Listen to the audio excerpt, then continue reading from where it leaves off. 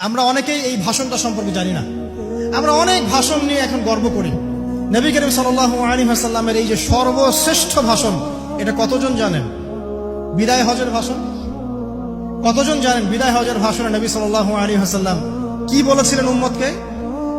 আমরা একটু আপনাদেরকে শোনাবো, শুনিয়ে ইনশাআল্লাহ লেকচারটা শেষ করব। নবী করিম সাল্লাল্লাহু আলাইহি ওয়াসাল্লাম এই দিনে 31টা বিষয়ে উম্মতকে নির্দেশ দিয়েছেন। 31টা বিষয়, সবগুলো বলার সময় পাওয়া যাবে না, আমি কয়েকটা কথা বলছি। নবী করিম সাল্লাল্লাহু আলাইহি ওয়াসাল্লাম সবার সামনে দাঁড়িয়ে দীর্ঘ 23 বছর অক্লান্ত পরিশ্রম করে দাওয়াতি মিশন কমপ্লিট করার পরে সবাইকে সমবেত করে একটা হজ করলেন।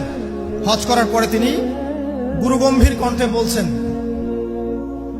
হৃদয়ের সমস্ত আবেগ বের করে দিয়ে বলছেন, হে জনগণ, আইয়ুহান নাস, হে জনগণ, আমি জানি না আজকের পর তোমাদের সাথে আমি কখনো মিলিত হতে পারবো কিনা।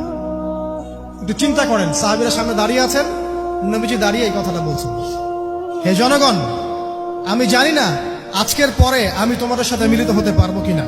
অতএব যে ব্যক্তি আজকে আমার এই কথাগুলোকে স্মরণ রাখবে, সে যেন অন্যের কাছে এই কথাগুলো পৌঁছে দেয়।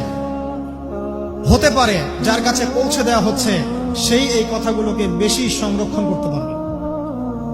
আল্লাহ পাক তার প্রতি রহম করুন যে আমার এই কথাগুলোকে অন্যের কাছে পৌঁছে দেবে। নবীজির ভাষণ। এরপর নবীজি বলছেন, জেনে রাখো, নিশ্চয়ই তোমাদের পরস্পরের, মুসলিমদের পরস্পরের সম্পদ, পরস্পরের রক্ত, পরস্পরের এই যে জান, মাল, ইজ্জত, এগুলো একে অপরের জন্য হারাম। মুসলিমদের পরস্পরের রক্ত, পরস্পরের ইজ্জত, সম্মান একে অপরের জন্য হারাম। এর হানি করা একে অপরের জন্য হারাম। ঠিক যেমন আজকের এই দিন হারাম, এই শহর হারাম, এই মাসও হারাম। নবী করিম সাল্লাল্লাহু আলাইহি ওয়াসাল্লাম বলছিলেন, জেনে রাখো, 3টা বিষয়ে যেন তোমাদের অন্তর কখনো খেয়ানত না করে। 3টা বিষয়ে তোমাদের অন্তর যেন কখনো খেয়ানত না করে। 1, তোমরা যে কাজটাই করবা শুধু আল্লাহ পাকের সন্তুষ্টির জন্য করবে। তোমরা যে কাজই করবে শুধু আল্লাহর সন্তুষ্টির জন্য করবে। তোমাদের শাসক বর্গের কল্যাণ কামনা করবে।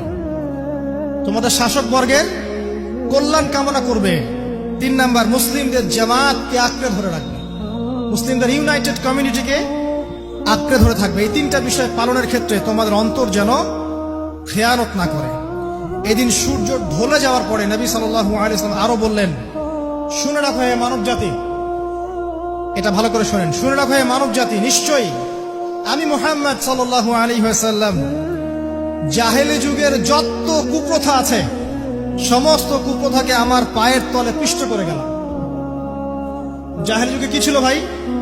শিরিক ছিল, সুদ ছিল, মাদক ছিল, নারীর অবমাননা ছিল, কন্যা সন্তানকে দাফন করা হতো, রক্তক্ষয়ী, হানাহানি, মারামারি, কাটাকাটি ছিল। এগুলো সবকিছুকে আমি আমার পায়ের তলে দাফন করে গেলাম। এটা কি দাফন হয়েছে?